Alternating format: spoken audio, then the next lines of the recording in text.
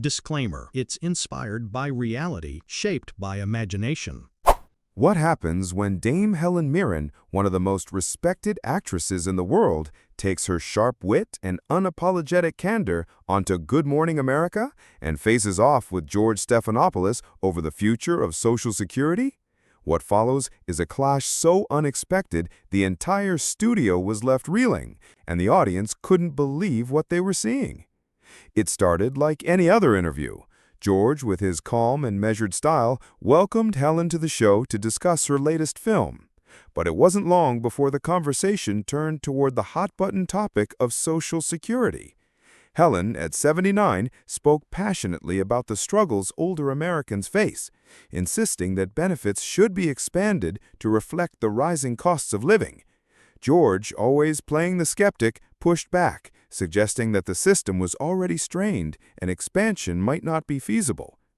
What began as a polite disagreement quickly escalated into one of the most heated debates ever aired on morning television. With her regal presence and fiery conviction, Helen refused to be dismissed, and when George pressed one step too far, the unthinkable happened. She stood, unclipped her microphone, and walked off the set, leaving George stunned and the audience on their feet. This wasn't just an interview gone wrong. It was a cultural moment, one that left everyone asking, who really won the argument? The set of Good Morning America was alive with his usual energy. A brightly lit studio buzzing with camera operators, the hum of anticipation from the live audience, and the smooth theme music fading out as George Stephanopoulos turned toward the cameras with his practiced smile. "Welcome back," he said warmly. "Our next guest hardly needs an introduction. An Academy Award winner, a dame of the British Empire, and one of the most celebrated actors of our time, please join me in welcoming Helen Mirren." The crowd erupted in applause. Helen Mirren walked onto the stage with a grace that only she could command, her silver hair shining under the lights, her posture straight, her eyes twinkling with both warmth and authority. Dressed in a deep navy suit that carried elegance without pretension, she greeted George with a polite handshake and a kiss on the cheek before settling into her chair. "Dame Helen, it's such an honor," George began, his voice steady, almost deferential. "You've had an extraordinary career, and now you're starring in a film that explores aging and dignity.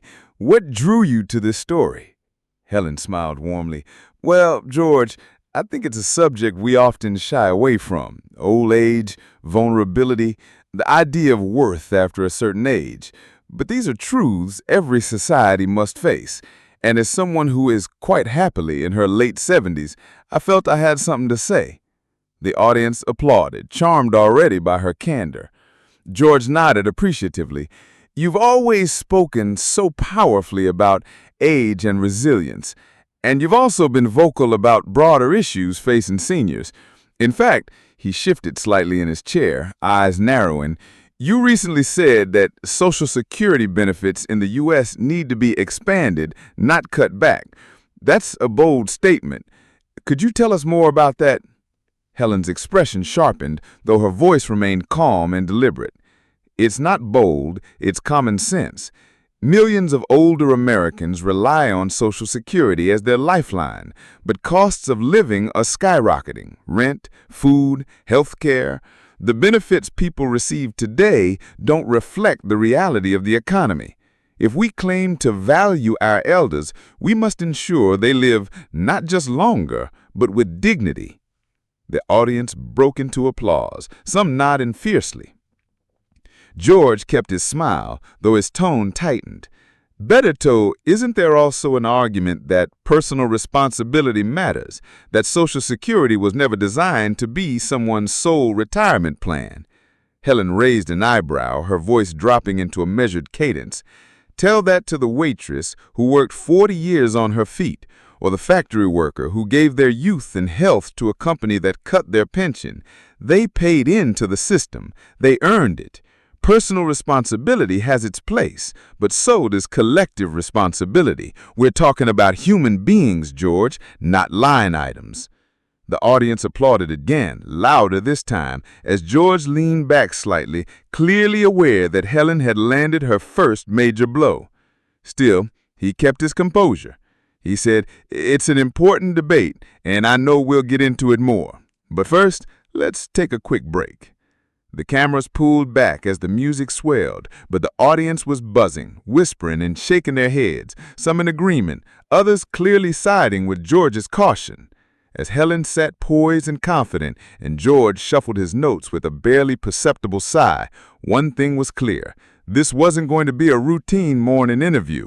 The spark had been struck, and the fire was just beginning. The studio buzzed with a tension rarely felt during morning television. When the show returned from commercial break, the audience was noticeably more alert, their coffee cups forgotten, their eyes locked on the pair across from each other. The polite charm of Act One had begun to slip. Now the debate was moving into sharper, more dangerous territory. George Stephanopoulos leaned forward in his chair, his smile still polite but edged with determination. "Helen, I think everyone here respects your passion for this issue. But let me play devil's advocate. The Social Security program was designed nearly a century ago in a completely different economic reality. People live longer now, and there are fewer workers paying into the system.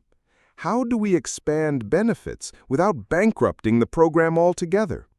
The audience hummed, murmurs rising, clearly intrigued. Helen Mirren's expression softened into a small, incredulous smile. She crossed her legs and tilted her head, her voice calm but carrying steel.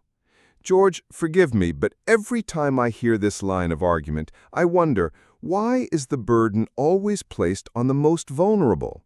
We don't ask if corporate subsidies bankrupt us. We don't ask if endless military spending bankrupts us. But the moment we talk about helping a retired teacher buy her groceries, suddenly we're panicking about insolvency. It's a convenient kind of math, don't you think?" Applause burst through the studio, loud and sustained. Some audience members even stood briefly, clapping enthusiastically. George waited, nodding politely, though his jaw tightened just enough for the cameras to catch. "I hear you," he said smoothly. "But this isn't about math tricks. It's about sustainability. Expanding benefits means higher taxes, more debt, or both. And not everyone agrees that younger generations should shoulder that burden. Isn't it fair to ask if today's seniors are asking for too much?" That line landed like a spark in dry grass. The audience gasped audibly, with one woman in the front row shaking her head, whispering, "Too much?" Helen's eyes narrowed, her regal poise hardening. She leaned forward, her voice low and deliberate, each word sharp enough to cut. "Too much? Tell that to the 75-year-old veteran choosing between his rent and his insulin. Tell that to the widow living on $1,200 a month after a lifetime of work. If you think that's too much, George, then perhaps it's our values, not our finances, that are bankrupt." The audience erupted in applause again, this time louder, angrier, more visceral. George pressed his lips into a thin line, but his tone sharpened. "Of course those stories are heartbreaking, but we also have to acknowledge the fiscal reality. The trust fund is projected to run dry in less than a decade. Expanding benefits now without a clear plan risks leaving future retirees with nothing. Isn't it realism more compassionate than promises we can't keep?" Helen's hands gripped the armrests of her chair, her composure steady but her eyes blazing. Realism without compassion is cruelty dressed up as pragmatism. We find money for what we want, always. We can find it for seniors, too. Unless, of course, we've decided that endless corporate tax loopholes are more important than keeping our elders out of poverty. The audience cheered wildly, the sound filling the studio like a wave. The camera cut briefly to the audience, older viewers nodding furiously, younger ones whispering to each other, visibly torn. George's tone grew firmer, his anchors calm, cracking just slightly. "But Helen, you're speaking in broad strokes. Where exactly does that money come from? Higher taxes on the middle class? On businesses? What about the economic ripple effects of those choices?" Helen's laughter was soft, but laced with disdain. "George, I am not an economist, but I am a citizen, and I know this. When we decide to go to war, we never pause to ask where the money will come from. We simply find it. Yet when it's about keeping a grandmother from skipping meals, suddenly we need spreadsheets and debates. That isn't economics, it's hypocrisy. The audience gasped, then roared again, clapping and stomping. Even a few crew members exchanged wide-eyed looks off camera. George, clearly rattled but holding firm, leaned forward again, his voice raised slightly. Helen, no one is saying seniors should go hungry, but if we don't address the structural issues, expanding benefits could collapse the entire system. Don't you think younger Americans, your grandchildren's generation, deserve the same security? Helen's eyes softened briefly at the mention of grandchildren, but then her voice sharpened like a blade. Yes, George, and the way to secure that is not by cutting the lifeline of today's seniors, but by fixing a broken system that favors the wealthy at the expense of everyone else. My grandchildren deserve better, but so do the people struggling right now. We cannot pit one generation against another. That is a false choice. The audience erupted again, this time a mix of applause, cheers, and a few scattered boos. The tension was electric. The studio split down the middle. The polite exchange was gone. The debate was now a battle, and everyone in the room knew it was only going to intensify. The studio lights seemed hotter now, the air heavier, as though the entire room was holding its breath. George Stephanopoulos sat upright, shoulders squared, his hands clasped tightly on the table in front of him. Helen Mirren, however, leaned back, her body language a mix of elegance and simmering defiance. The exchange had gone beyond numbers and policies. It was now about values, dignity, and the very soul of the debate. George pressed on, his voice controlled but harder than before. Helen, I respect your passion, but passion doesn't solve math. You can't just will money into existence. If we expand Social Security benefits now without real reform, the people you're advocating for could end up with nothing in 10 or 15 years. Isn't it reckless to demand promises the system can't keep? Helen sat still for a moment, then leaned forward slowly, her eyes locking onto George with the kind of intensity that had silenced entire movie theaters for decades. Her voice dropped, softer but cutting like a blade. George, you speak as though these people have 10 or 15 years to wait. But do you know what's happening right now? She paused, her voice trembling, not with weakness, but with restrained fury. My sister-in-law, back in England, worked as a nurse for 35 years. She was a widow, living alone. Do you know how many meals she skipped each week in her last year of life? 3 meals a week, because she couldn't afford both heat and food. And she had a pension. Now imagine the Americans living solely on Social Security, barely scraping by. They don't need numbers and projections. They need help today. The studio was dead silent. A woman in the front row dabbed at her eyes. Even the camera operators froze, lenses locked on Helen's face. George, clearly taken aback, cleared his throat. His voice softened, almost apologetic, but he pressed forward. Helen, that's heartbreaking, and no one wants people to suffer like that. But anecdotes, however painful, don't create policy. What about the millions of younger Americans struggling with student debt, skyrocketing housing costs, and stagnant wages? Do they not deserve relief too? Helen's response was immediate, sharp, her composure cracking open to reveal raw emotion. Do not pit one generation's suffering against another, George. That's the oldest political trick in the book. Divide and distract. Seniors are not enemies of the young. They are the mothers, fathers, and grandparents who built this country. The fact that we're even debating whether they deserve dignity in old age is shameful.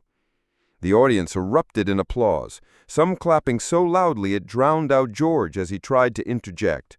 Helen raised her hand slightly, signaling she wasn't finished. Young people are struggling, yes, but do you know what's worse? Watching your grandmother ration her medication so she can buy groceries while politicians bicker over deficits and talking points. If we can bail out banks, we can damn well bail out our elders." That line landed like thunder. The audience roared, standing in pockets, shouting their agreement. George's expression tightened, his professional mask slipping ever so slightly. He raised his voice now, leaning forward across the table. "But Helen, where does it end? If we expand Social Security, if we raise benefits, if we create new entitlements, how much is enough? At what point do we bankrupt the future for the sake of the present?" Helen slammed her hand lightly on the table, her first physical outburst of the morning. The sound echoed, startling even George. Her eyes blazed. "How much is enough? Enough is when a man who fought for his country doesn't die in poverty. Enough is when a woman who taught school for 40 years doesn't spend her last decade begging her children for help with rent. Enough is when the richest nation in the history of the world stops pretending it can't afford to care for its elders." The studio exploded with cheers, louder than anything so far. Some people were crying, others pumping their fists in the air. Even Jennifer Ashton, sitting quietly to the side, was caught on camera nodding subtly in agreement. George, his voice strained now, fought back. "And if the money isn't there, what then? Do we raise taxes sky high? Do we cut funding from defense? Do we risk the economy to chase an ideal?" Helen's laugh was sharp, humorless. "The money is always there, George. We just choose where to spend it. Billions in tax breaks for corporations, billions for weapons that will never be used. But ask for a few $100s more for a retiree, and suddenly it's the end of the world. Don't lecture me about ideals when the real issue is priorities." The words hit like a slap, and the audience knew it. The applause was deafening, the energy electric. George's face flushed slightly as he struggled to regain control. "All right," he said, his tone clipped, "but let's be honest here. Isn't part of this just politics? You're using your platform as an actress to push an agenda. Is this really about seniors, or is it about ideology?" Helen's face froze, the insult clear. She leaned forward, her voice cold and steady, each word deliberate. "I am 78 years old, George. I've lived through wars, recessions, and political games. Do you really think I need an ideology to know when people are suffering? This isn't politics. This is humanity. And if you can't tell the difference, then perhaps you've spent too long in Washington." The audience gasped, then roared, louder than ever, some chanting Helen's name. George sat back, momentarily silenced, his lips pressed into a thin line. The tension in the studio was electric, unbearable, like the final moments before a storm breaks. This was no longer just a debate. It was personal, raw, and on the edge of boiling over. And everyone watching, both in the studio and across the country, knew the confrontation had reached a point of no return. The studio felt like it was vibrating with energy. The earlier applause still echoed faintly, but now a different kind of silence hung in the air, one heavy, dangerous, as if the entire room sensed something irreversible was about to unfold. George leaned forward again, his hands clasped tighter than ever, his professional veneer cracking under the heat of Helen's words. His voice, though measured, carried an unmistakable sharpness. "Helen," he began, "you keep saying this isn't politics, but everything you've said today, every accusation, every anecdote, has been steeped in politics. You're turning a serious discussion about Social Security into a stage for moral theater. And I have to ask, is this really about seniors, or is it about you trying to score points with an audience who wants to hear what you're saying?" The audience murmured, shocked by the boldness of his words. Helen's expression hardened, her legendary composure tested to its core.